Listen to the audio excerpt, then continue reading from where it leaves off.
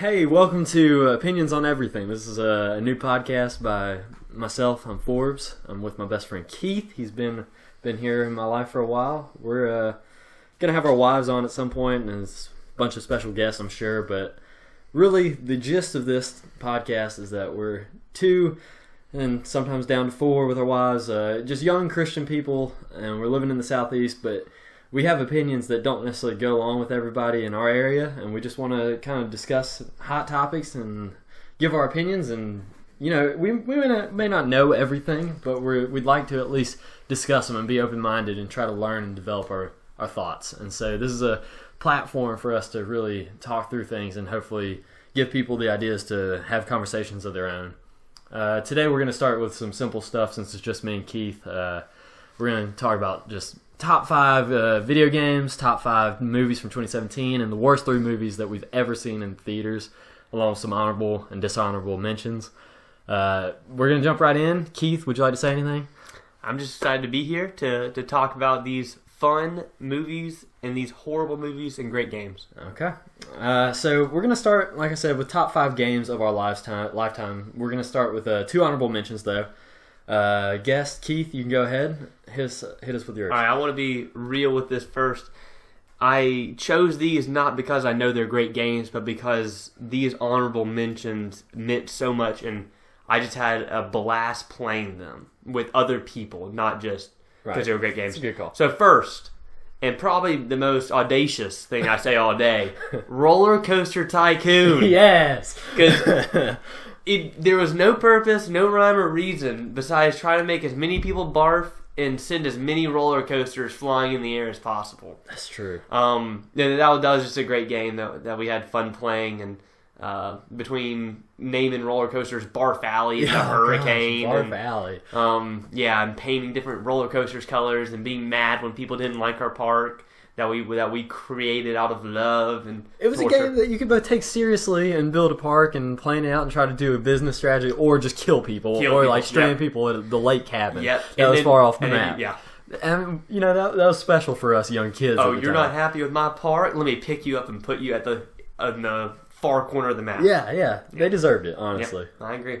So you want to go with your first honor? So that's a good pick. Mine's also for the computer PC. We used to play Battle for Middle Earth 1 and 2, but Battle for Middle Earth 2 is my first honorable mention. I love Lord of the Rings. It is my absolute favorite fantasy property, and it's a huge influence on my life. But I had played Age of Empires and all sorts of other real-time strategy games growing up, and Battle for Middle Earth 2 really was the one that I spent the most time on. Keith had it for the 360. I had it for PC, and I must have played hundreds of hours. I mean, It is so much fun to build up your army and try to relive those epic battles from the movies and the books. And in a lot of ways, that's the same as roller coaster. You're just building it up, and there's something fun about whether it be Balloons Tower Defense or Roller Coaster Tycoon or Battle for Middle Earth. Yeah, they all have that fun. You build up your place, and then you just have. Yeah, you build it up. It's great. What mobile games like Clash of Clans have tried to imitate on a mobile device, but it just isn't the same. It doesn't have the same scale, and it's not as fun to control. Yeah, that rapid fire. Yeah. You're right. So I had a great time. Anyway, go ahead. So my second honorable mention was Rock Band. Ooh. Because of everybody coming together at my house to have Rock Band parties.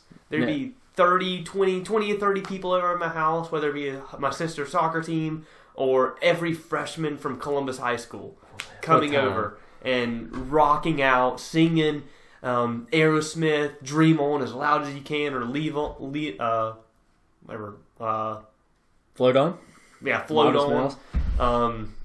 Just so many good times of friends coming over and eating as many pizza rolls and drinking as many sodas as you can, and having a good time. Find out, which of your friends is man enough to sing.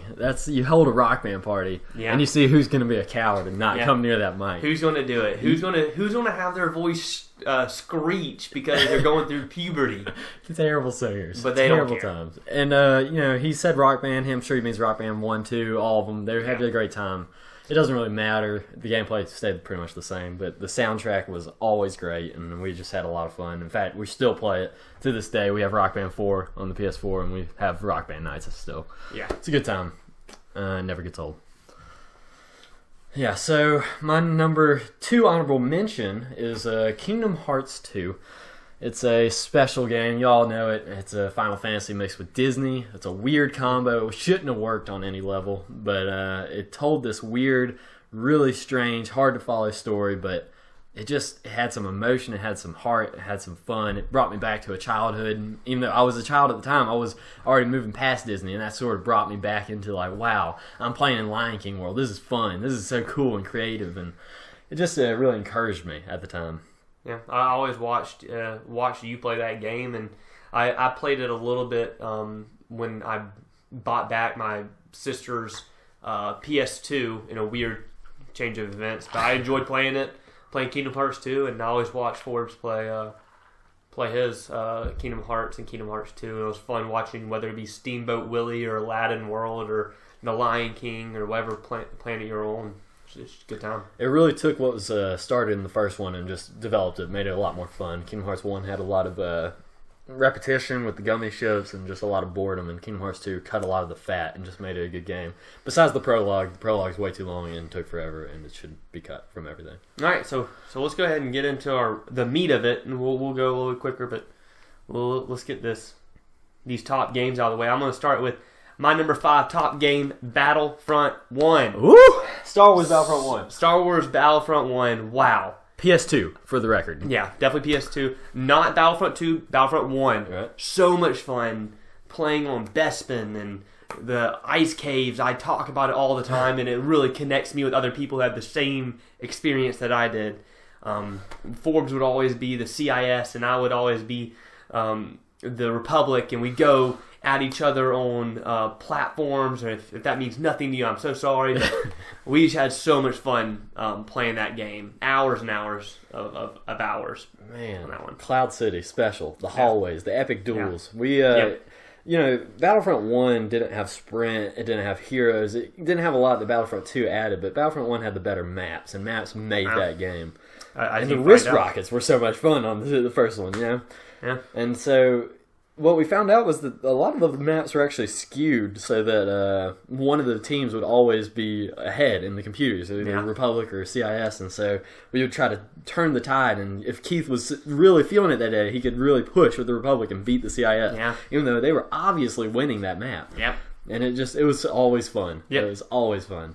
I broke up with a girlfriend while playing that game, and I put that phone down and said, I don't care, let's get back to this, and that was a special time. Yeah, it was. Okay, so, technically Battlefront should be an honorable mention for me too. It just didn't make the cut for me because I'm a heartless wretch. But number 5 for me is Assassin's Creed 2. Man, it's a hard pick because it is a single player game and I didn't have that shared experience with anyone else, but it's a huge open world dealing with a historical setting, which was really neat. I hadn't really experienced anything like that. And you're stabbing fools in the neck with your little hidden blades, and I'd never seen anything like that. This was one of the first games that really pushed the 360 for me, and I just had a great time. And it told an emotional story that was interesting and had a lot of depth that you weren't really ready for. Some weird stuff at the end with the first civilization and all that, but had a lot of fun. You building up your villa. Well, I can't remember actually. Villa might have been Brotherhood, but Florence and Venice. It was just beautiful, and it was a great time. Keith, did you play Assassin's Creed 2? Yeah, I did. Did you? I played one with my brother, 2 by myself, and then all the way through every other one. I played Revolution 3, and I didn't play Brotherhood. I played Black Flag, which was my favorite. My favorite was Black Flag. Yeah. I love the boat. I love building it up. I love going to islands. I thought the world was perfect. I thought it connected instead of teleporting you from place to place. Yeah. Like happened in other ones. It was kind of like you could travel and it was a connected world to me. The Assassin's Creed series had a lot of issues recently. Origins is apparently good. It's the newest one. But around PS4 when they launched with Unity was a disaster right off the gate. So I hope they bounce back and get back to the golden eras. eras. I played the full Unity. And That's true. I enjoyed it, but it was after the patches. After they patched it. It wasn't as glitchy. It was unplayable when I first played it, And, so I gave it away to Keith. Yeah. You gave me that game, and I played the mess out of it and really enjoyed it. I got some good trophies out of that one. Trophies are so important. Yeah. So I'm going to hit y'all with my number 4 now, and I'll expound on this universe later, but Legend of Zelda Majora's Mask. Ooh! If you know me, you know that I'm going to be talking about Legend of Zelda a good bit. That's true. And Majora's Mask is just so fun, and it used the same platform as other Zelda games, which I'll talk about later. But it no spoilers. But the playing of the mask and how you use different masks, so kind of a lot like other games try to do, whether it be a watch that you use or a cell phone that you use to control the world, or Cappy in the new Mario Odyssey, they used caps, and this one was kind of one of the first groundbreaking. It's a mask that changes you, and I love that in the world, and it was darker. So dark. It was so dark, so depressing, but it had a great message of you can really decipher the game or break it down into 5 different areas of emotions, the 5 levels of dealing with grief, and you can really break the game into that. When you go to one place, it deals with the grief of loss, and then the whole game is a metaphor for death. Yeah. In his own way, and I'm telling you, I replayed it. I played it probably 3 or 4 times just on the GameCube, and I just replayed it for the 3D handheld 3DS, and I'll tell you what, me being on a college baseball bus playing that game endlessly and having all my college baseball friends look at me like a crazy person when I get excited. Was fun. That's so fun. Yeah. Majora's Mask, I think I actually like it more than Ocarina of Time, which is a farce, and it's a blasphemous thing to say for some people. I know it just took what Ocarina of Time had already created and built on it, and so I think that's a bit of an unfair comparison. Ocarina of Time built the platform in which Majora's Mask exists. Yeah. But Majora's Mask is... it's interesting. It's really unique in the Zelda games. The 3-day time limit that you can reset, and you just constantly are trying to go out, get a quest done, get some progress towards that end goal of saving the Earth, or saving Hylian? Was that the word? Terminal. See, Termina. Yeah. Termina. Yeah. It is a terminal. It's a terminal case. That's for sure. But it was a cool game. It had a lot of unique ideas, and I appreciate it for what it had. My number 4 is more grounded in the friendship and the time we had. Super Smash Brothers Melee. The fact that is number 4 is astounding to me, but... Yeah, we'll get to it. Super Smash Brothers is a series that is so essential for me and Keith's friendship when we were growing up. I had the Nintendo 64, and we used to set up bots and play the first Super Smash Brothers and just let it run overnight just to see who would win. Set 99 lives and wake up and be like, oh man, who's winning? Wow, Captain Falcon's winning this one. All right, cool. You know, that's cool. That's fun. And then we got to Melee, and it was on the GameCube, and the graphics were great, and it ran so much smoother, and there's so many more characters, and that was when we really got into it. You know, I was Fox, he was Falco, and we would have some epic duels. Yeah, that was a great dynamic duo. It was all the time, and we would set up teams, you know, me and him versus bots, or me and him versus anyone else who would challenge us. And then we got so good that we could face level 9 computers. We were like, we can face level 9 computers. We have to do the best in the world. 1 vs 3, 9. I mean, we thought we were good. And, you know, I won a tournament, no big deal. I won a tournament at my school for Super Smash Brothers Melee, so that's special. Yeah, there's only like 8 people, but it doesn't matter. I won it. It was great to feel. I'm going to go ahead and say that Smash Bros. Melee was my number 3. Okay. I think that we've talked about it now, so why don't you go ahead and hit us with your 3. Okay. My number 3, Call of Duty, is a series that everybody hates at this point. But if we go to the good old days of Call of Duty, which, yes, Call of Duty 4 was the one everybody loved, and then Black Ops was great. But Modern Warfare 2, the most broken, imbalanced, unfair, ridiculous game. So much fun. Ding, ding, ding. You want to talk about hitting at the right time. We were in high school. We had 360s. We had internet connections. This was party chat time. Yeah. We had team tactical 4v4 and all the game modes.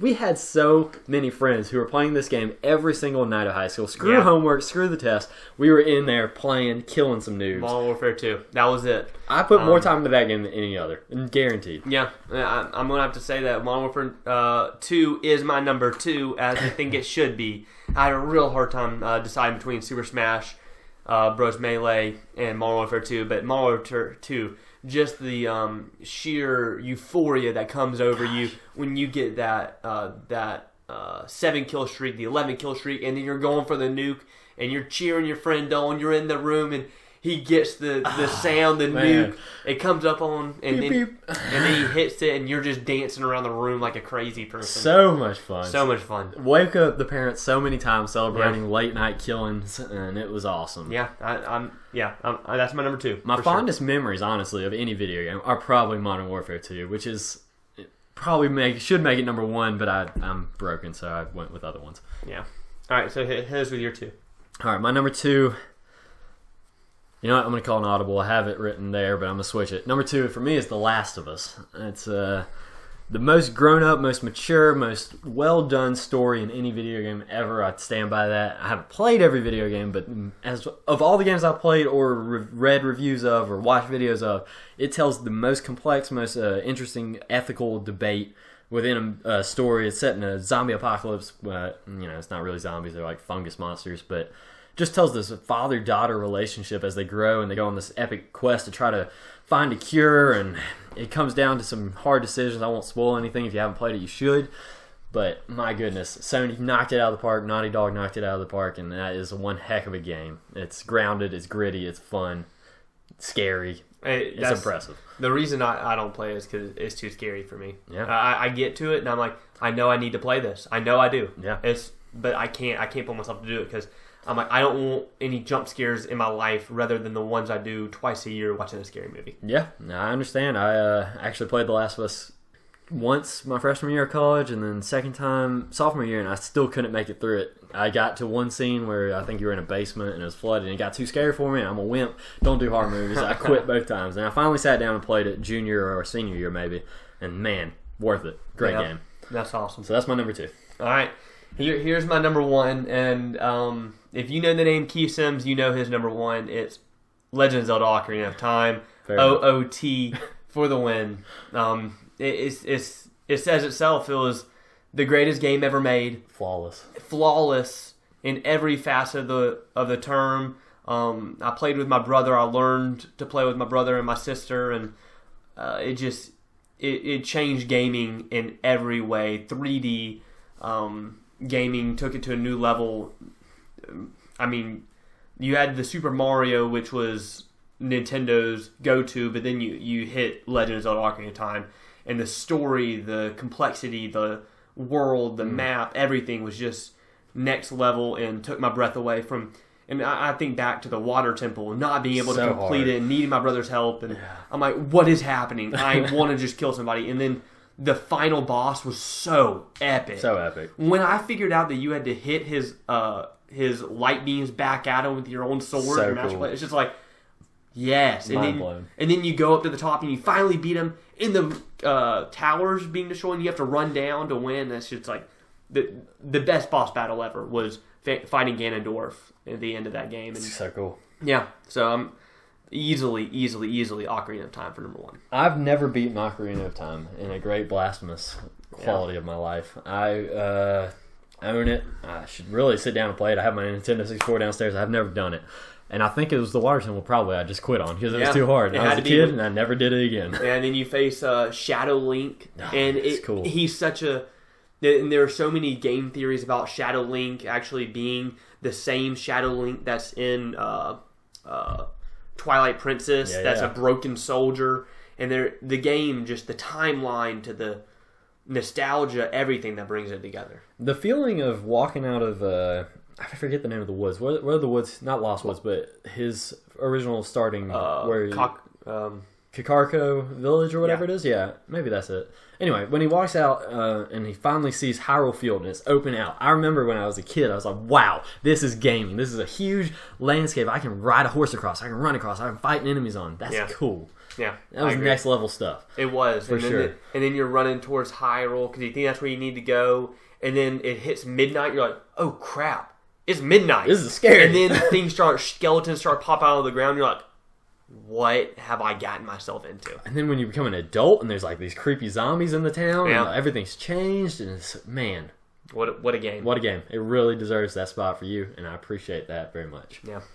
My number one, Star Wars Knights of the Old Republic. Man, where to begin? Star Wars is essential for our lives. Star Wars Battlefront's great. It's the movies are awesome. I mean, the prequels suck, and Episode 8 sucks, and there's my hot take for you. Episode 7 was predictable. Whatever. We're not talking about the movies. Anyway, so we're going to get into the game. It tells a very similar story to other Star Wars stories that have been told in the past, but it's set back in the Old Republic 10,000 years, I believe, before Episode 4. And it's just a unique time frame. There's some new characters, but it's still grounded with the same sort of lore and Jedis, and you get to build this character up in this first role-playing game I really delved into, and BioWare did an awesome job of telling a story, but with a great twist at the end while letting you feel like you're affecting it with choices and light side, dark side. Yeah, it's a little binary now, but it was cool for me as a kid, and it still is a great game, and I wish it would get remade, honestly. It would be awesome. So, yeah.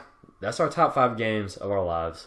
And we love video games, but we're at this point, we're getting to the age where we don't get to play as many, so that's the reason we didn't do top 5 games of 2017, because mine would have just been Horizon, his would have been Breath of the Wild, and that would have been it. Yeah. And it's hard not to put Breath of the Wild in this, or really give an honorable mention. But I mean, when you're talking about 2 other Zelda games, Majora's Mask and Ocarina of Time, can't weight it too much to Zelda, right? Yeah, you can't wait too much. So I left that out, even though it deserves what it deserves. It's awesome. Game of the year, 10 out of 10. So. Mario Odyssey, also great. Yeah. Anyway, so that's going to be that list. Let's move on. We're going to talk about top 5 movies from 2017. And I only have one honorable mention. Do you have one? Or multiples? Or do you have any? No, I don't have any honorable mentions for 2017. Okay. I was not in the movie realm too much for 2017. Yeah. So I'm going to start us then with my one honorable mention, Logan Lucky. Did you see that? No, I didn't. Did you see trailers or anything? Yeah. So I did. yeah, set in I think Virginia or West Virginia with Daniel Craig, Adam Driver, Channing Tatum, and what a weird movie. You got Daniel Craig, British guy, James Bond. He's out there with his dyed hair, looks like a white nationalist, crazy person, tattoos, comes out of prison. He's got a Southern accent. These people are playing caricatures of Southern people, and it's silly and great in its own way. But it's directed by Steven Soderbergh, who directed Ocean's 11, and it's very similar. It's a heist movie through and through. They're robbing a NASCAR race, and that's hilarious. Yeah. But in this whole time where it's making fun of Southern people, it also is showing a lot of respect for that small town vibe, and it's not really hitting hard. It's not being cruel. It's just being fair. Mm-hmm. It's saying, hey, this is a different lifestyle than most people are used to in California or New York, anything, but it's still a lifestyle that is worth loving and worth living. And these people are true to their families and true to their friends, and they're still good quality people, even though they're robbing someone. It's just an awesome heist movie with a lot of heart, and I really enjoyed it. Yeah. Well, if I am going to give an honorable mention, it'd be to Okja. Oh, yeah. I don't know how many people have watched Okja as a Netflix original. Did that come out in 2017? Yeah, it came out in 2017. I was waiting for it as my background would show. I had probably a predisposition to loving this movie, being that it was an animal activist movie through and through. They made these animals kind of like you make genetically modified stuff, right. Crops, but they did it with these animals to make them bigger and taste better. And then it showed that these animals actually had feelings. And the movie was crass in the way that they cursed and the way they did stuff. It wasn't needed. Mm-hmm. But I think the message is something that needs to get out, and something that I agree with, which made it really fun for me to watch. But Okja was a really good movie for me. And for those who don't know, you are I'm a semi-vegan, semi-vegetarian sort of guy. And so this is a topic that's that you're passionate about, and the environmental impact of animals and all that sort of stuff. And so we'll delve into that on future podcasts, but that definitely suits his lifestyle. Yeah, to like that without a doubt. Which I have another movie on here, or show that will show that lifestyle as well. Okay. But I'm going to go ahead and hit my number 5. Go into it. Zookeeper's Wife. What? The Zookeeper's Wife. I know. It got me good when I saw the father getting these Jewish people, and saving their lives. Oh, okay. I thought this was the Matt Damon Zookeeper. He bought a zoo. No, Never mind. no, This is the movie where they're like heartfelt saving Jews during the Holocaust, right? Yeah, saving Jews during the Holocaust. They have this zoo, and then these animals. I thought you just thought it was a chick flick, but it was so much more. From the first scene when she saves that elephant and shows that elephant's life matters, when the Nazi zoologist or whatever he is doesn't know what to do, but she spent time with the elephant, so she knew how to calm it and protect the young and all that. To that the animals matter just like the Jewish kids matter, and they save thousands and thousands of Jews and get them out of the country and dye their hair and get them to safe places, and it really was just a great movie. Who was in my it? aspect. Anyone famous? Yes, the mother is very famous. I'm horrible with actresses. I always want to say Emily Blunt, but I know it's not. I cannot remember her name. Zooey Deschanel? No. The father and the mother are both, and then the Nazi zoologist or veterinarian is very famous as well. But I can't remember any of their names. That's all right. We'll look it up later. Okay, so that's his number 5. My number 5, Thor 3, Thor Ragnarok. I love Marvel movies. I love superhero movies. I got spoilers. I got a couple on here. Thor 3 was the best Thor movie by a wide margin. Thor 1 was okay. Thor 2 sucks. And Thor 3 is a lot of fun. It took everything the Guardians of the Galaxy brought to the Marvel Cinematic Universe. The quirky soundtrack, the weird visuals, going to different planets and stuff. And it just brought it into a Thor movie. And it let Chris Hemsworth really shine with his comedy. And the Hulk too. And they're both just eating up the scenery. Jeff Goldblum comes in, and he's just this quirky, weird guy. And it's just a fun movie. I can't say it's some emotional roller coaster. I can't say I felt anything besides laughing and happiness through it. But it was a lot of fun. And I really enjoyed it. That's all I got for it. I'm kind of disgraced that I have not seen that movie. Seeing as Thor is probably my favorite superhero, I haven't even seen Thor 2. You're fine. Yeah. Well, yeah, I'm probably fine. But that's something I need to look forward to watching. Yeah. My number 4 comes in at a superhero movie that has been different than any other superhero movie. Logan, man. I walked out of the theater thinking, what a great movie. I had my little qualms with it that weren't really qualms. It was just annoyances. Nitpicky things. But that movie was really good. 2017, I'd give it right at a 93 overall. If we're rating out 100, I thought it was a great movie. Yeah, it really was. It changed the way everything was did. It was a sad world, but one that was ripe for change. Yeah, it was a hard movie to watch in a lot of ways, but it was really powerful and really meaningful. All right, my number 4, Baby Driver. It was a movie with, gosh, I'm going to forget the kid's name. Ansel Elgort, maybe? I forget. Anyway, Kevin Spacey, who's now a disgraced person who touched kids and stuff. But besides that, we're going to get into the fact that the movie was Edgar Wright doing his thing where he just uses music and fast, smart cuts, and he's just got this crazy mind for cinematography where there's a scene where he's walking down the street and he's hearing the song in his head because he listens to headphones the whole time. And every sign he's walking past is the lyrics to the song he's listening to, as, like walking down the streets of Atlanta. And it's cool because it's in Atlanta, and we're from Georgia, so it had a lot of relation. But it was a good movie. They built the relationship between Baby and I forget the girl's name, which that's not good. But anyway, yeah, they had a great relationship, and it was really charming and unique way to do a heist movie. He was a good driver and listened to music the whole time, and it was fun. It's a good time. Yeah. That's awesome. With some heft to it. Well, I'm coming in at number 3 with a movie that everybody has their problems with.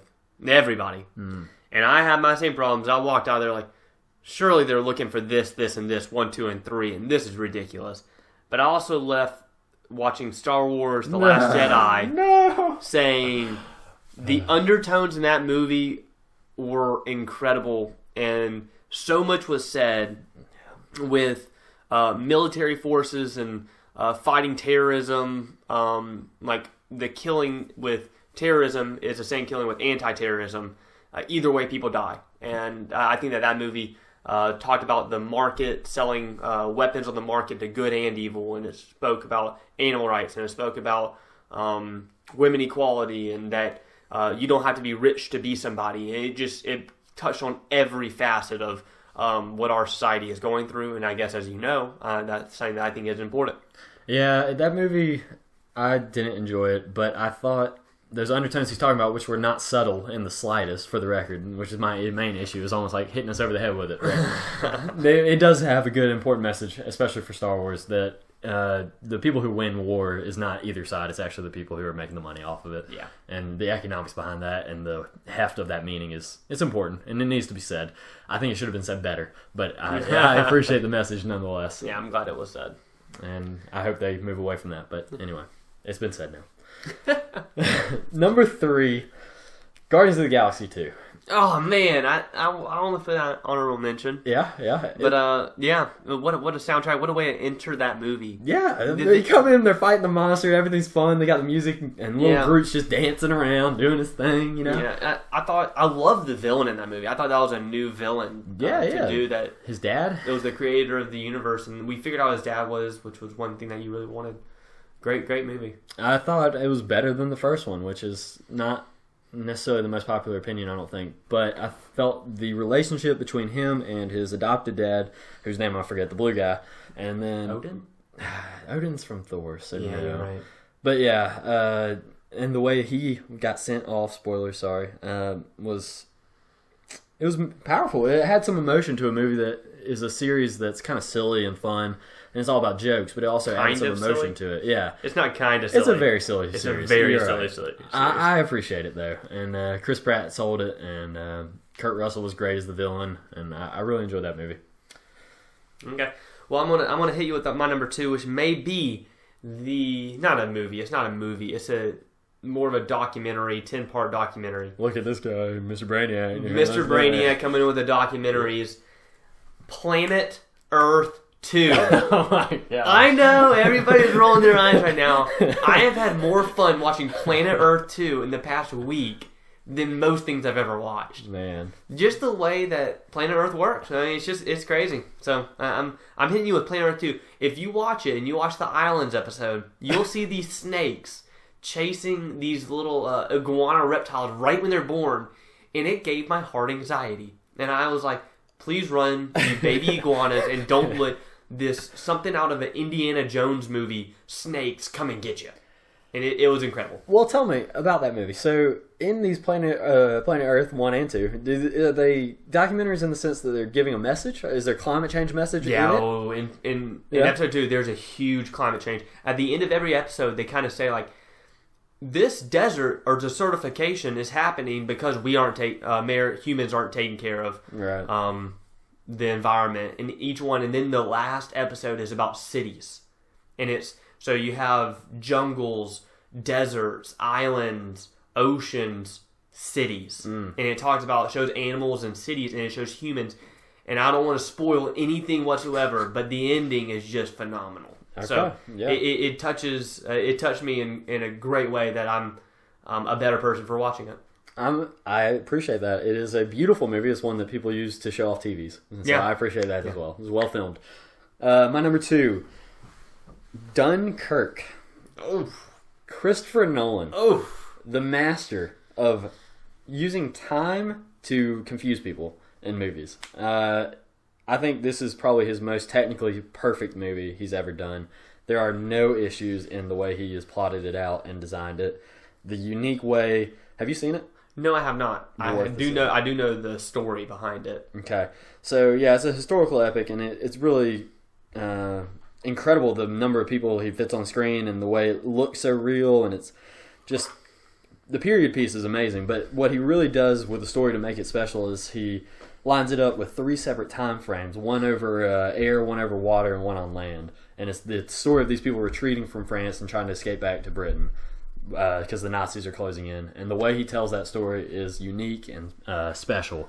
He's a master. He really is. He uses time in a way that no other director I've ever seen uses, and I appreciate it. All I can say is keep calm and carry on. Yeah, I guess. Why?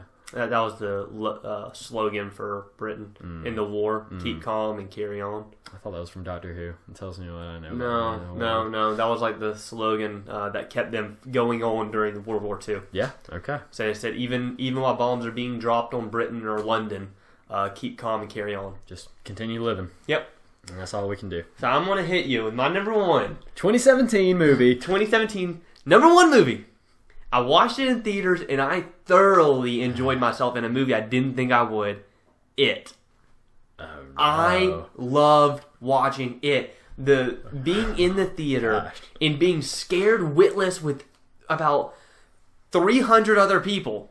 300? Probably 300 other people. It was in a really big packed theater. It was a packed theater. It was opening night. It was so scary. Why'd you guys see that? On opening Because I got night? invited to go watch it. By who? By, someone named Ivy Flynn.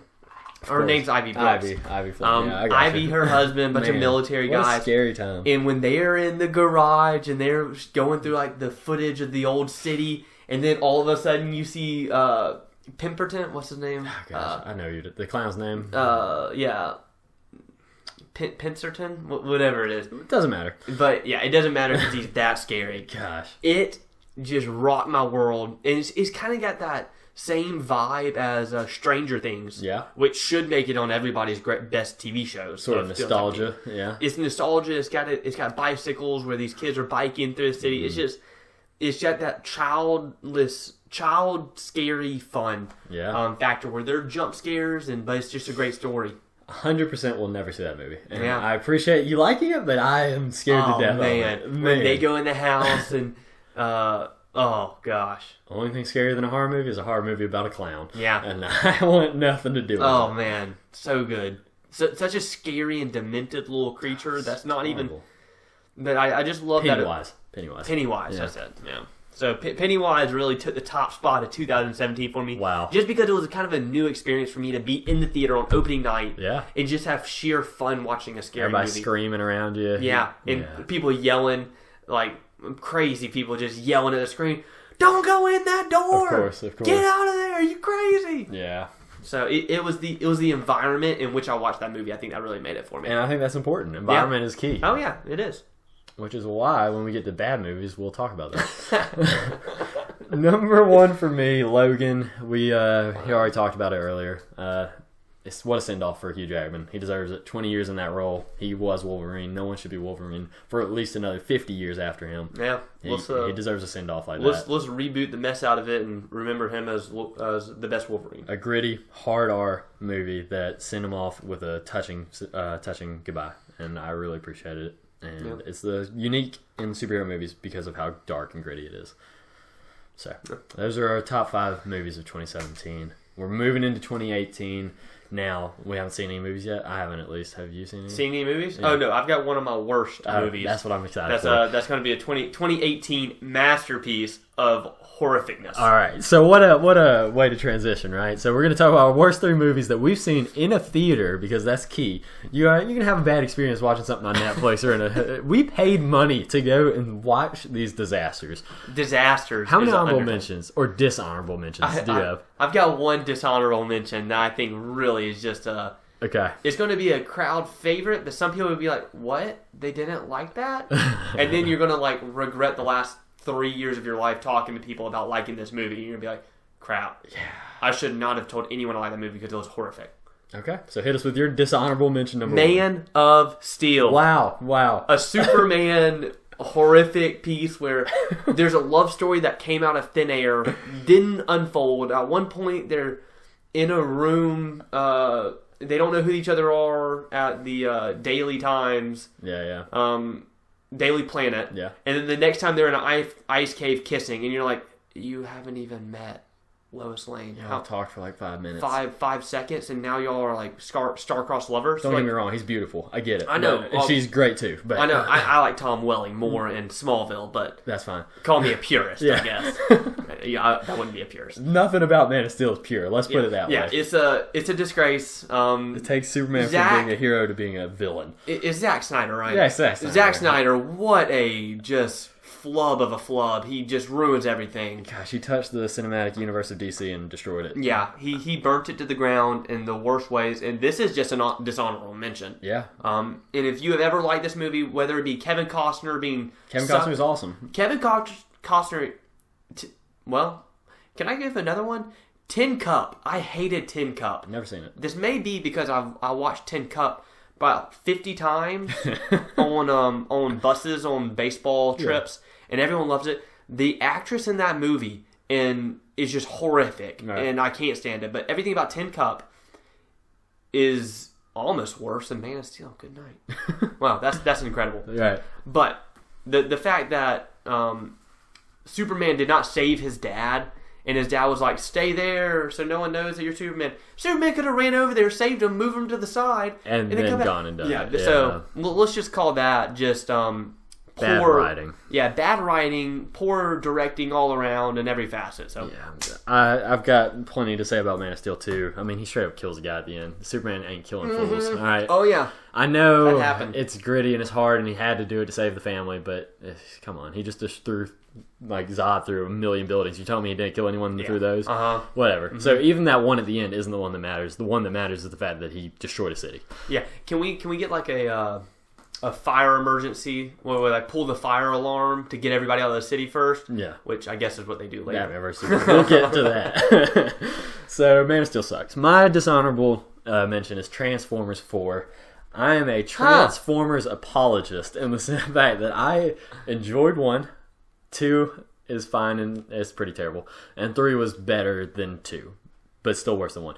4 is one of the worst movies I've ever seen. It is 2 hours and 40 minutes of bloat nonsense. My girlfriend at the time fell asleep in the theater. Poor girl.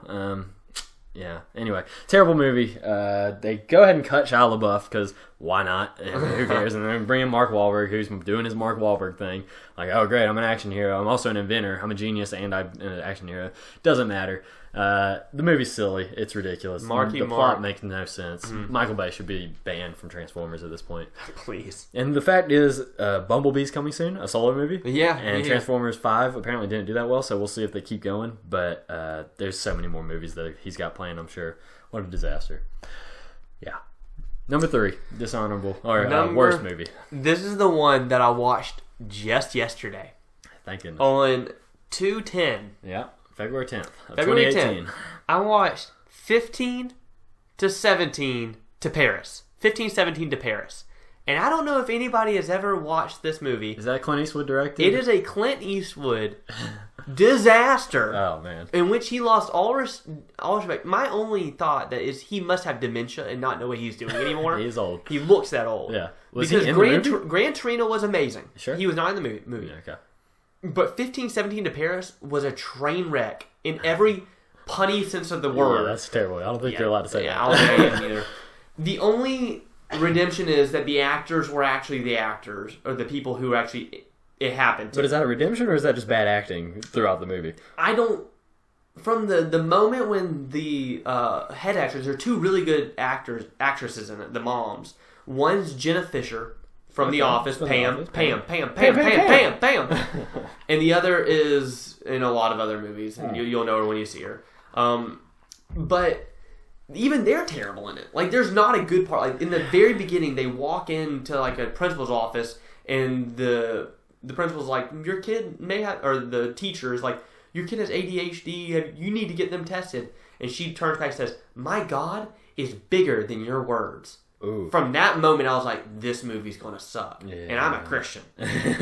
So, from that moment, it was gut-wrenching. Yeah. And I kept looking at my wife and my sister, and my parents were to my left, and I was like, guys, this movie's terrible.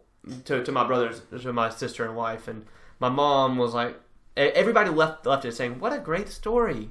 AKA it was horrible. It's kind of like calling a girl nice. Like, she's such a nice She's got girl. a great personality. Great personality. Yeah, we all know what that means without saying it. But Keith's not a sexist or a woman objectifier, for the record. That he's married and to a beautiful woman. It's all great. Yeah. Not that her physical... It doesn't matter. Anyway, so that movie was the one about the Paris train terrorist attack? Yes, which... Unbelievably great story. Right. But they could have done it in 5 minutes because what happened was only in 5 minutes. Right. So they took us through their childhood, how one kid was a failure, failed through elementary school, failed through middle school, failed through military experience, couldn't do anything. He only could do one thing, which was jiu-jitsu, and he was halfway good at it. That's helpful. And then he takes jiu-jitsu to take down a train terrorist. That's pretty good. So all they had to do was show that he failed a few times in life, and the one thing that he got right let him save hundreds of people on a train. Yeah. So Clint Eastwood, I think, is a fine director, but I think he's probably getting a little too old to continue. So we'll see. My number 3, The Last Airbender. My favorite animated show of all time is Avatar: The Last Airbender, as it should be for everyone, because it's an adult story told in a kid's manner, and it's epic, and it tells great stories, and it's got really cool fighting and all that. The Last Airbender, M. Night Shyamalan Ding Dong comes in, and he says, screw your great kid story. I'm going to put this in 3D because it's going to be terrible, because everything has to be in 3D, and I'm going to cast white people in these Asian roles, and I'm going to have... the girl who replaced, or who was in Transformers 4, ironically enough, and just some of the worst acting I've ever seen. These kids are like 12 years old. They don't know what they're doing. The action's horribly done. It tells the first season, and it acts like it's going to get a sequel, but thank the Lord this was shut down, and I don't even want to say anything more because it should have been epic. A live-action Avatar deserves to be made properly. All right, and let's go ahead and say our second worst movie. Yeah. In 3, 2, 1. Batman versus Superman. Didn't even know that was coming. Wow. But we knew it was coming because everyone can agree that Batman versus Superman tanked. It made some money, but yeah. It was tanked in every facet that I wanted. From a critical standpoint, it was a disaster. The whole movie was based around 2 things. The fact that Superman killed an entire city. Right. And they didn't really show it. Right. So they evacuated Gotham before he could destroy that. And the second one is that they had a mom named the same thing. Thank goodness for that. Martha, Martha, Martha. I think everybody's made that joke enough at this point. Yeah. We all know that it was a disaster. Zack Snyder ruins another DC thing. That should have been a huge moment. The big 3 from DC Comics on screen at the same time, live action. You had Wonder Woman pop in. But you had Jesse Eisenberg doing a poor Joker impression as Lex Luthor Jr. He somehow knows everything, plots out this ridiculous plan to get Batman and Superman to fight each other. But then he also has this other plan to build Abomination, or no, that's the guy from The Incredible Hulk, Doomsday, to come in and tear up some more stuff. And it's just a silly, silly, silly, terrible movie that ruins Batman, ruins Superman, and tried to ruin Wonder Woman. She apparently escaped, according to critics. I didn't like Wonder Woman. And I may be the only person in the world saying this, but screw Ben Affleck. He should never have done that to Jennifer Gardner. She's a beautiful lady who does a great job in all of her insurance commercials or credit card commercials. Yeah, whatever she does. And I think the last movie that she made was... She was in Wonder. She was in Wonder, which was good. It was cute. And also the AIDS movie with Matthew McConaughey. Oh, and Jared Leto. Yeah, and Jared Leto. Who was in this next movie as a nice transition. Let's finish in with the DC movie's worst thing, which is somehow amazing, because Batman vs. Superman is terrible. Suicide Squad. Wow. Not even Zack Snyder he didn't direct this movie. This is David Ayer, I think, who has done some great movies. But you kind of tell me we're going to bring in Whiplash, right? I think this is what sells, right? We're going to bring in Whiplash. He can climb things. He's got ropes. He climbs things. That's all the description we get for Whiplash. By the way, you have bombs in your head. Whiplash escapes. Nope, his head's blown off. Great. All right, cool. Glad we brought him in for 5 minutes. Less than 5 minutes. They're like, what a joke. It's a joke in every essence of the word, from the witch that they set free, who's the main villain. Cara Delevingne is just dancing around all goofy like with her witch powers. And Domingo, or whatever his name is, Domingo, who spits fire from Diablo. him. Diablo was just atrocious. The only good thing was Harley Quinn. Will Smith was okay. He didn't try that hard. Bullseye was halfway decent. And then I loved Deadshot. Jared Leto the first time I saw him with the Joker. Did you really? I thought he was good. I was like, oh, this is going to be cool. He's going to do different things. I saw him the second time. I was like, wow, he's acting the same exact way. Yeah. I saw him the third time. I'm like, does he have like only one thing that he can do? Like, is he a one-trick pony? And then I saw him at the very end of the movie. He's doing the same exact thing. I'm like, come on, Jared. Come on. Better than this. Yeah, Heath Ledger it a little bit. Right. Give us something like a different trick, like I'm a dog chasing a car, or you want to see a magic trick, or give us some personality, not just like a dense, narrow tunnel. He had what is it, narrow vision? Tunnel vision. Tunnel vision, where you could only do one thing, and that was laugh. Yeah. So, Jared Leto, we deserved a lot more. They tried to do like some weird gangster pimp version of the Joker with all his tats and his punk rock look, and it just didn't work. Harley Quinn was good. I think they'll probably end up doing a spin-off movie for her. But the first 30 minutes, they spend the first 15 minutes before the credit or the title screen, they do the introduction to all the characters. They got some cool soundtrack music, right? And then the next 15 minutes, they do the same thing and reintroduce the characters. They repeated it. 30 minutes is wasted just reintroducing the characters you just introduced us to. The soundtrack of the movie is great if you've never seen a movie before. The fact is they went with songs that have been in every movie ever. You got Fortunate Son, you got Bohemian Rhapsody, you got all sorts of just cliche movies. Heathens was fine. It was 21 Pilots doing their own thing. But it's just a bad movie. Mm-hmm. No one cares about any of these characters, and so they took all these crappy characters, besides Deadshot, Harley Quinn, and Joker, obviously, and just tried to make a movie out of it, and it doesn't work. It should never have been made. It looked so good from the first trailer, and I was so hyped for it, and it wasn't. Yeah, good. It was the hype factor that really just... It wasn't a train wreck. It wasn't a plane wreck. It was like a planet wreck. Yeah. It was like if two neutron stars combined together and wrecked into each other. That's what that movie was for me. Yeah, and I think that might have been the straw that broke the camel's back of the DC universe. I mean, Justice League came out. We didn't even see it because we're so burned by Batman vs. Superman and Suicide Squad. Like I feel like I'm in the ICU getting skin grafts because I'm so burnt from the past two DC movies. Yeah, it's awful. And I hate that for us. So that's going to culminate our list here. Keith, do you have anything you want to add to this conversation?